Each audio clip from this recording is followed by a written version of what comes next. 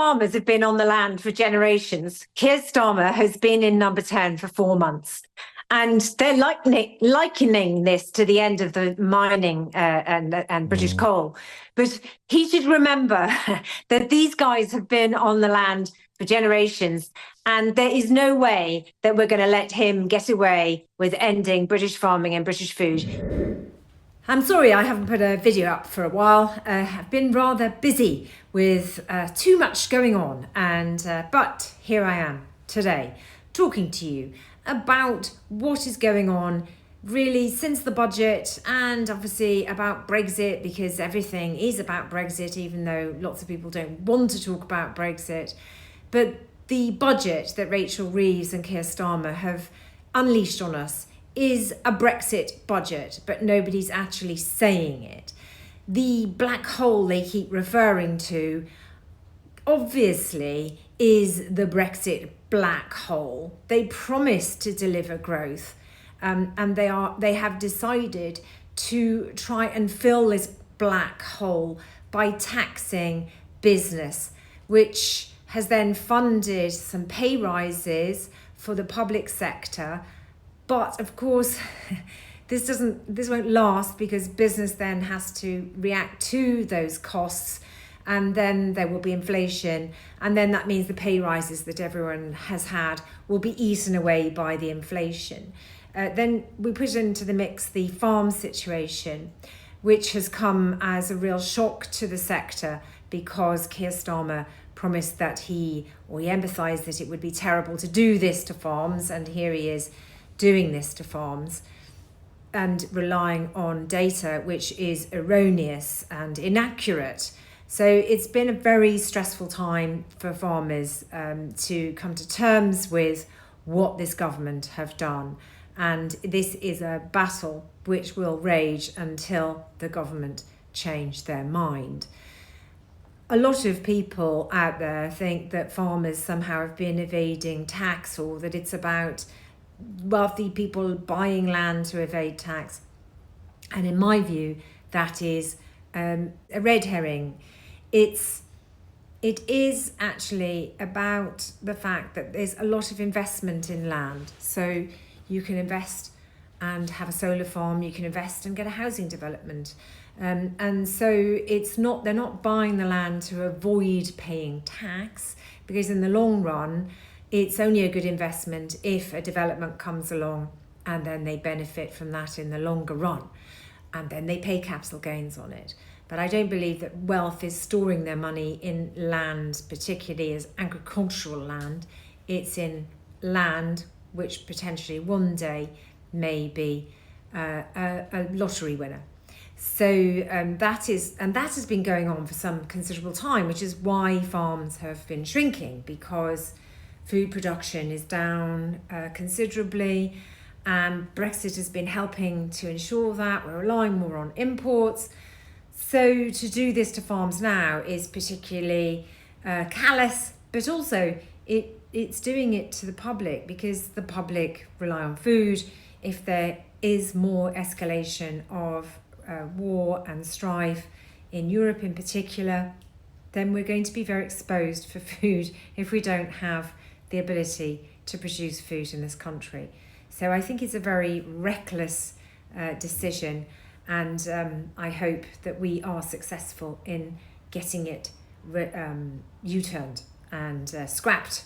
The whole thing needs scrapping, but also the business property relief as well is incredibly damaging for our small and medium-sized businesses.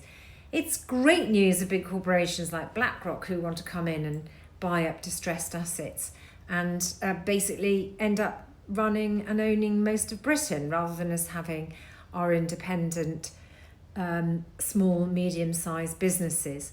So as far as I'm concerned, the budget from Starmer and Reeves is an absolute catastrophe, and it's a slower car crash than Truss and Quarteng's, but it's not far off that.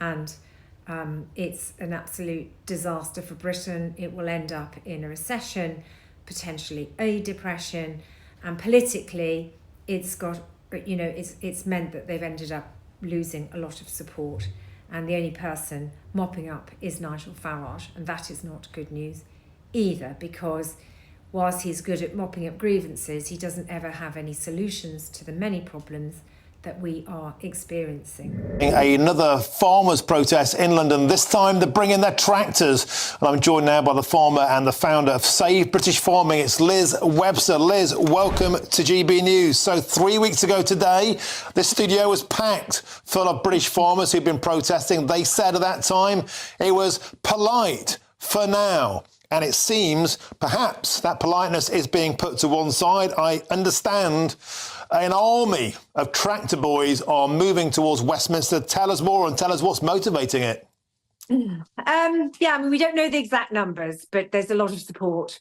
And it is an escalation. Things are going to continue to ramp up. Farmers are very, very angry.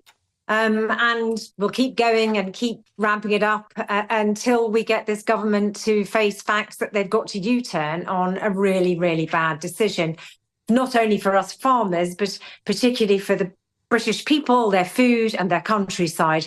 It is cataclysmic to put this through and crash all our family farms and destroy our quality British food, our countryside and our food security. You know, the lessons that we learned from the last war have not been learnt by this government.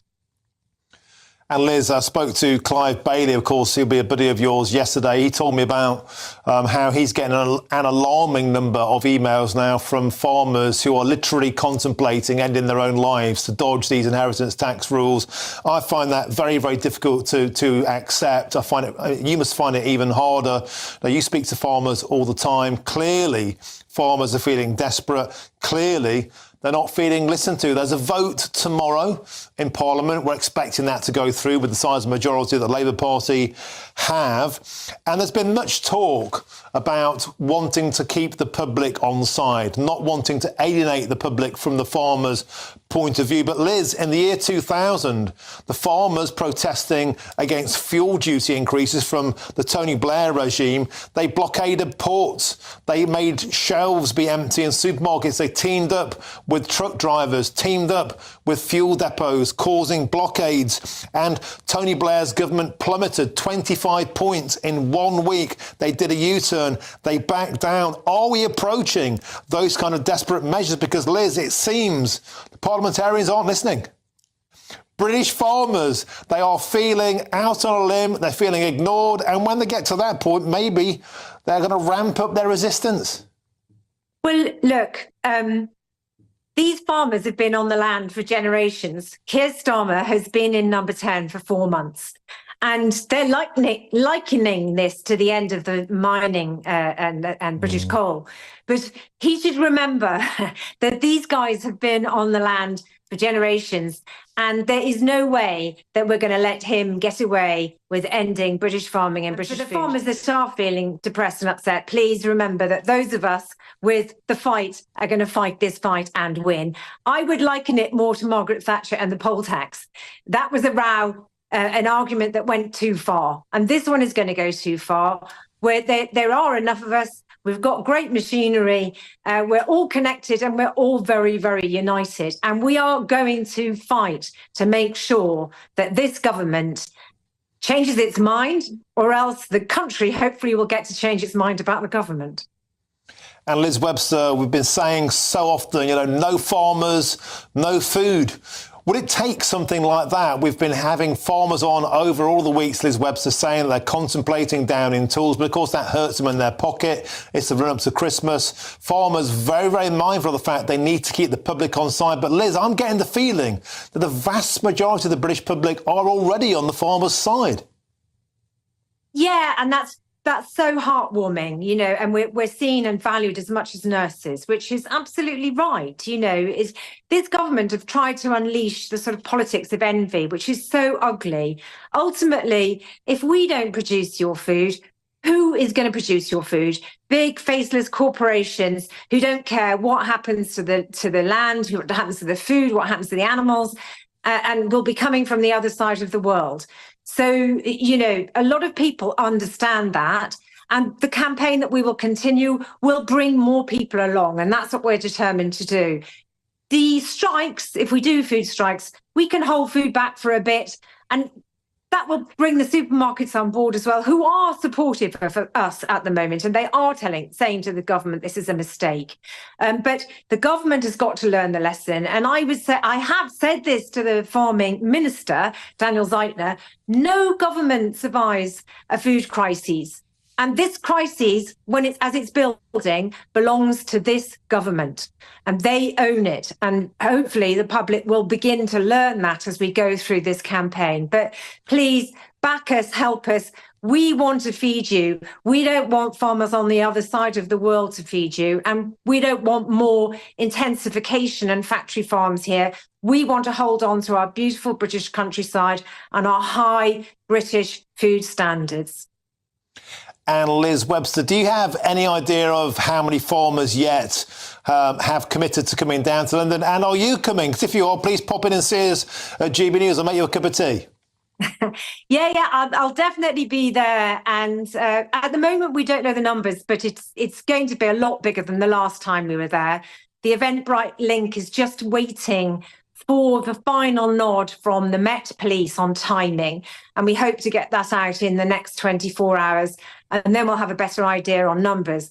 But yeah, it's going to be phenomenal. And the Met have been so supportive. They're giving us a good facility to get to Westminster and make sure that those MPs hear our messages and our tractors roaring. Last time we loved being there and pleasing the public. They gave us so much adoration.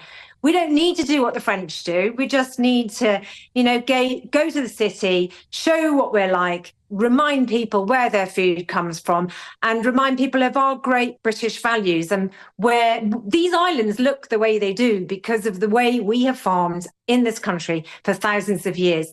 That is about being British, and that's what we do for the British public. We are your identity, and we also feed you and make the country look amazing. So I'm really pleased that we're getting so much support, and hopefully people will continue to back us all the way. Please write to your MPs. Please tell them that this is wrong. Please tell them you won't vote for them again, because that's how we get them to vote against what is absolutely cataclysmic policy for all of us who live on these islands. Well, Liz Webster, rousing stuff. And in the next hour, I'm going to be joined by Matt Cullen. He's the organiser of Fairness for Farmers. He's one of the head honchos. In fact, you might call him one of the top tractor boys. He's going to be coming down to the capital a week Wednesday. I hope to see both of you in the studio here. Please pop in if it's cold, if it's damp. Not that it'll bother you as farmers. You're the salt of the earth. But please pop in and see us here at GB News. And let's make sure that people get your message. Wonderful stuff. Thanks very much for joining us there, Liz Webster. Always an absolute pleasure. That's the farmer and the founder of Save British Farming, Liz Webster. I told you it was worth the wait to get her back on. Third time lucky. Magnificent. I'm absolutely delighted that the Met Police have been working round the clock to accommodate another tractor rally in London. We were there last March, and we're going to come back on the 11th of December. So many farmers are so angry and motivated, and we want to come together to unite and fight against this government's disastrous budget. It's disastrous for farming, it's disastrous for business, but it's also disastrous for anyone who eats. And we know that's all of this people who live in Britain and all of our pets and our wildlife. So it's absolutely critical that we all come together. So we're inviting farmers to join us. You can park low loaders on Millbank. The police have agreed we can leave them there. And then we want tractors to come onto Whitehall and assemble there and point towards Parliament Square. We will be having some speeches from farmers, and there will be some ceremonial bits and pieces. And then we will begin the drive around Westminster, which we have agreed with the Metropolitan Police. It will be a sombre day, but there will also be the opportunity to recognise that it is Christmas time and that we do provide the food for the British public at Christmas. So we ask farmers to bring along a farm toy, which we hope to donate to Great Ormond Street for the children there over Christmas.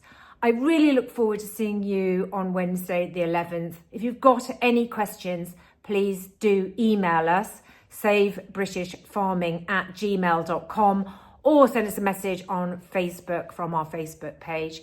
and let's have a great day and let's make history.